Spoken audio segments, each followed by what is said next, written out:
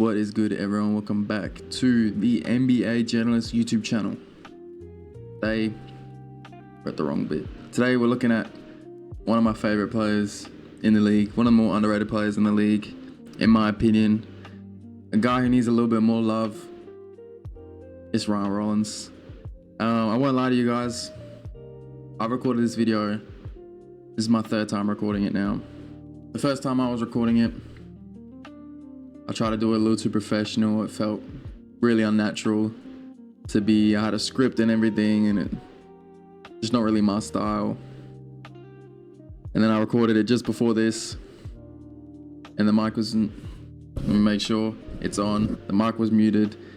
The camera glitched.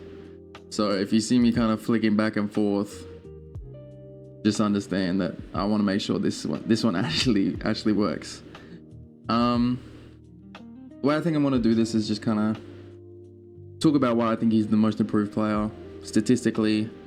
I think it's the best case to show you statistically, and then kind of go through some aspects of his game. So let's just start right off.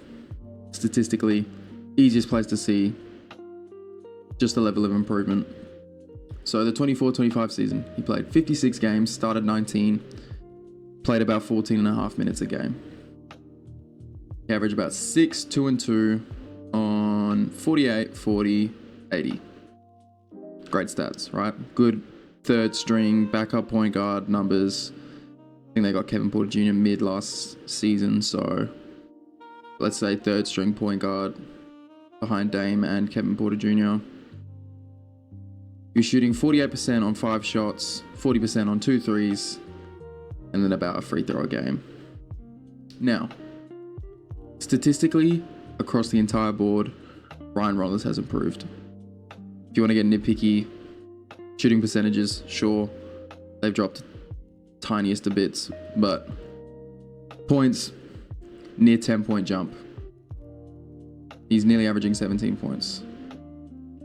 Assists, he's the lead playmaker for the Milwaukee Bucks now. He jumped from 2 to about 5.5. Big jump. Rebounds, from about 2 rebounds to 4.5. And probably the biggest kind of area I think the improvement shows, he was shooting 5 attempts, field goal attempts last season. He went from 5 to 13. And his percentage of shooting went down 1.6%. 0.016%. He's shooting 3 times the amount of threes, and his shooting percentage has actually gone up. And he's shooting about 77% from the free throw line.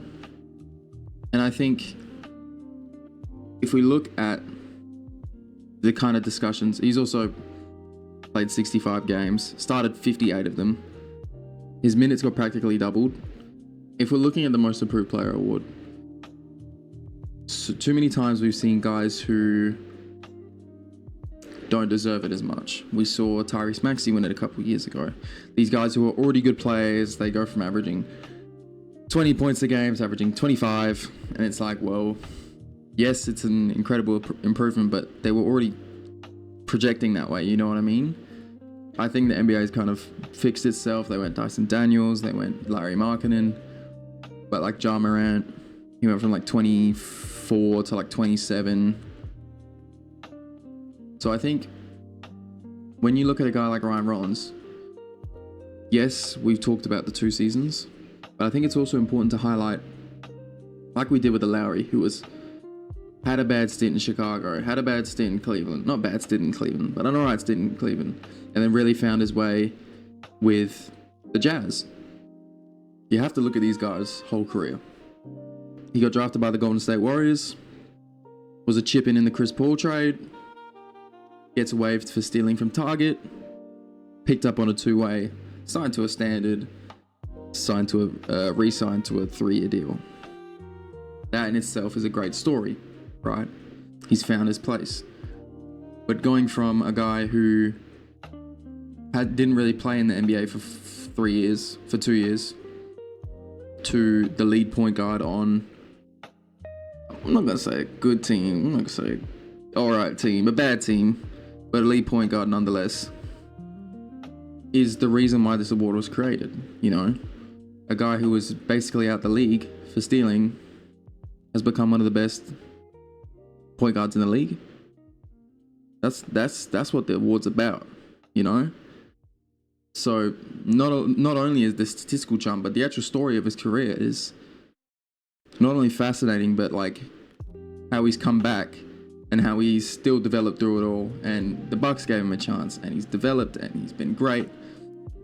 He's my leader for MVP. I think we're gonna do a video doing kind of a predictions award. So if you want to see that, let me know in the comments down below.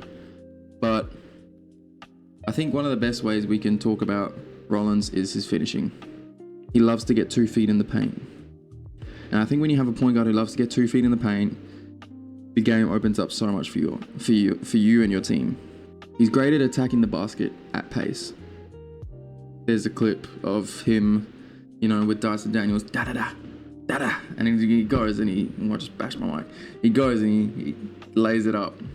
And when you have a guard who actually, I think Ryan Rollins has a great pace to his game, and I think the game's slowed down for him a lot this year. He's able to get his buckets a lot easier. He likes to take a 2 foot in the paint, take a fadeaway midi, or he likes to take a, you know, pick and roll, drive to the basket, you know. But what I love about him is he has this quick burst, he gets to the rim, he's able to manipulate the glass into getting a bucket. I think that's such a high level skill for such a young point guard. He's only 23 and a half, 23 and 2/3. And when you have such a good finishing game, it opens up probably his best skill, which is his 3-point shooting. Because now you're a threat attacking a closeout, and now you're a threat getting 2 feet in the paint and kicking it out, and now you're a threat kicking it out, repositioning yourself, taking a shot. On 6 attempts, he's shooting 41% from 3, which means he's top 15 in the league in 3-point percentage. I think he might just be above Max Christie. And he's taking him on 6 attempts, which is out of that group of people, out of the top 3-point shooters, percentage-wise, is the 10th highest 3-point attempts. And I think that's the premier skill that's gotten him on the floor, is his spacing. And it's so important next to a guy like Giannis to be able to space the floor, to be able to give Giannis that room. He's an inside forward, sorry, I should say. That's one of the things you need around Giannis. It's not a want, you need. That's why they have a guy like AJ Green. That's why they look for these guys who can shoot, because spread the floor out, Giannis can attack. You guys know the deal. I'm assuming if you're watching this, you know a lot about basketball. If you're not, spacing's good. Not having people who can shoot is bad. Sometimes context is needed. I think another one of his kind of more underrated sides of the game is his playmaking. He's had multiple games this year, 10 plus assists, multiple games with 8 plus assists, and even just the counting stats show that he's a good playmaker. You know, your first year being the lead guard, 2.5 turnovers, it's not great, but like, we're gonna give you a bit of leeway. So he has an assist to turnover ratio of about 2.8, 2.9, which is very good, very good. But I think what helps with his playmaking so much, and what you'll find is that it's basketball, it's a free-flowing game, every aspect flows into each other. He's a great pick and roll operator. He's a great get 2 feet in the paint. I said it before, kick it out. He's a great beat his man off the dribble, push to the corner type 3 to a Miles Turner, Bobby Portis. Good at finding pick and pops. He's a good transition player. I think his playmaking though, and is kind of a swing factor for him, because I think it's a lot about confidence for him. I think he's one of those players who has a confidence swing, you know. His confidence is high. He's looking like a really, really exciting point guard. But I find with this Bucks team, their confidence as individual players goes down when Giannis is there. they like to default to Giannis when he's on the floor. You see it, I'm not going to say Zhang because he's been there for like a month now, but you'll see that when Giannis is playing versus Giannis isn't, they want to get the ball to Giannis. They just want to just go have it, Giannis, please. I don't want it anymore, Giannis.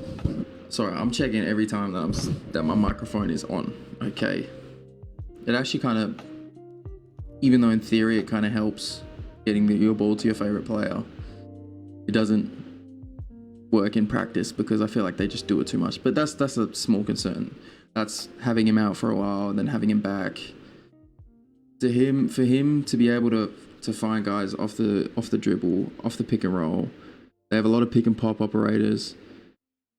To have a steady point guard for Giannis who can get in the ball, who knows where to go. We're gonna look at this. When Ryan is playing, Giannis isn't. -7.5 net rating. Both of them off -9.6. Both of them on.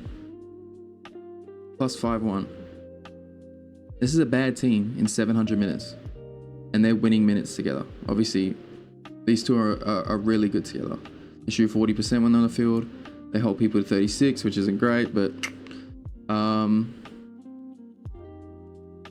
so this tells you that it works together. They work together in a good sample size of minutes. They work together, and it shows. You can see with Giannis on and Ryan Rollins off. There's only been 193 minutes of it, so it shows that when Giannis is on the floor, they want Rollins on the floor.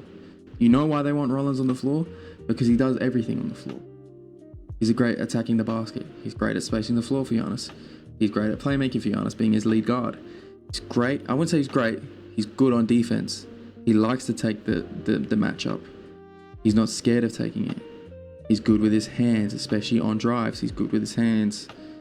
Sometimes, I don't know if it says it here, 3 fouls a game. But good with his hands on drive. Good at staying with a player on a point guard around ball screens. And like a tough defender almost. He's still got a slight frame. I think he still has to put on a bit more muscle. But the only person I've seen that can kind of impact all aspects of the game next to Giannis. This is a hot take. The only person I've seen do that is Jrue Holiday. And I think the Milwaukee Bucks think that as well. Now, am I saying that Ryan Rollins is the next Jrue Holiday? No, because I don't think there will be another Jrue Holiday for a while. Unless like Amen Thompson develops a really consistent jump shot. Even then he probably isn't Jrue Holiday.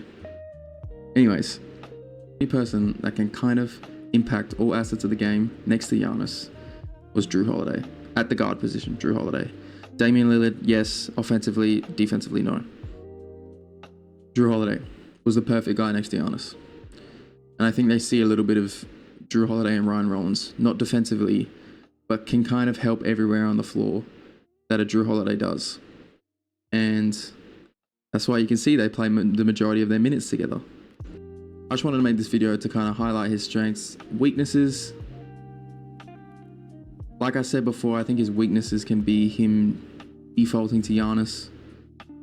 He can sometimes go in his shell a bit. Sometimes, like I said, he's a confidence player. So I think sometimes when his confidence is low, he doesn't really want to take a shot. He's been willing a shooter. I think they're really preaching him to just take a lot of shots. But sometimes he defers a little too much. But other than that, I think he's a great all-round player. And I think he needs a bit more love for this most improved player race. Because statistically,